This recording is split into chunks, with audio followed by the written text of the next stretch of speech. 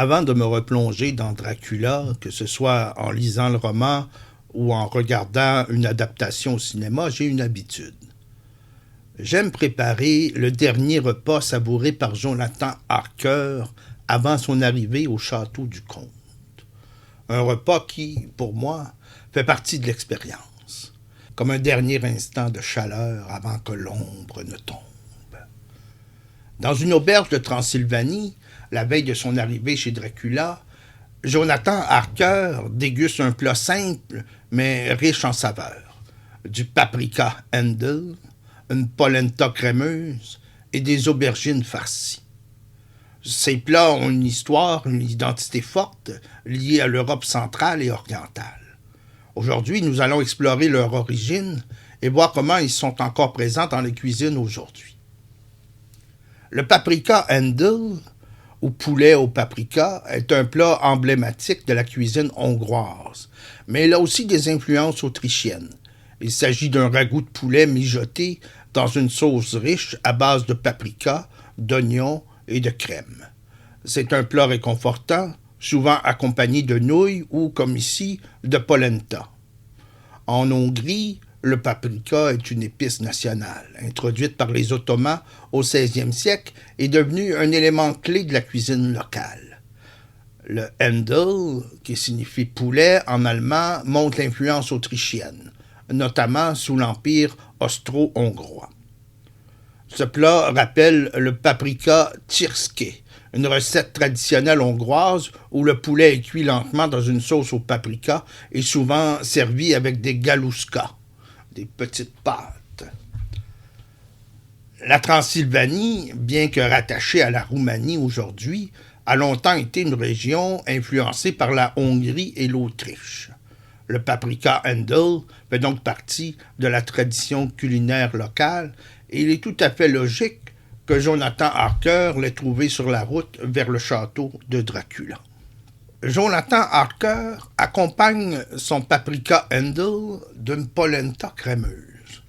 Ce choix est intéressant car la polenta est souvent associée à la cuisine italienne, mais elle est également un aliment de base en Roumanie sous le nom de mamaliga.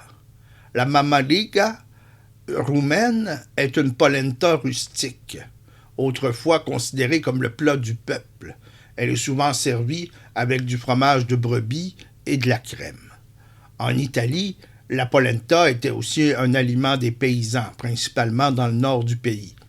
Son histoire remonte aux civilisations anciennes, où les Romains consommaient déjà une forme primitive de polenta à base de millet ou d'orge. La Roumanie, et en particulier la Transylvanie, a intégré des influences culinaires italiennes et turques à travers les échanges commerciaux et les occupations successives.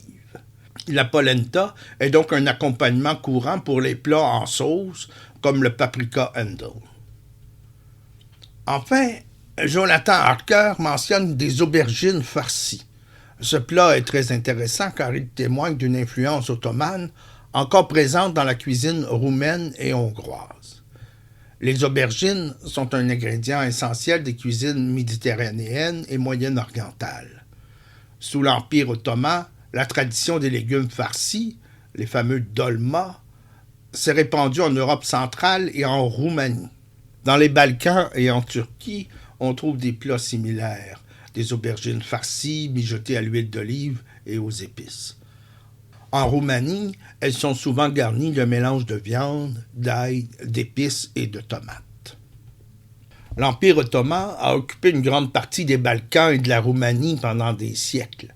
Son influence culinaire est restée, notamment dans l'usage des épices et des plats farcis. Les aubergines farcies que mange Jonathan Harker sont donc un vestige de cette histoire, un héritage culinaire de la présence ottomane dans la région. Le repas de Jonathan Harker est plus qu'un simple dîner dans une auberge. C'est un témoignage de l'histoire culinaire de l'Europe centrale, un mélange d'influences hongroises, autrichiennes, roumaines, ottomanes, italiennes. Un dernier repas réconfortant avant de basculer dans l'inconnu.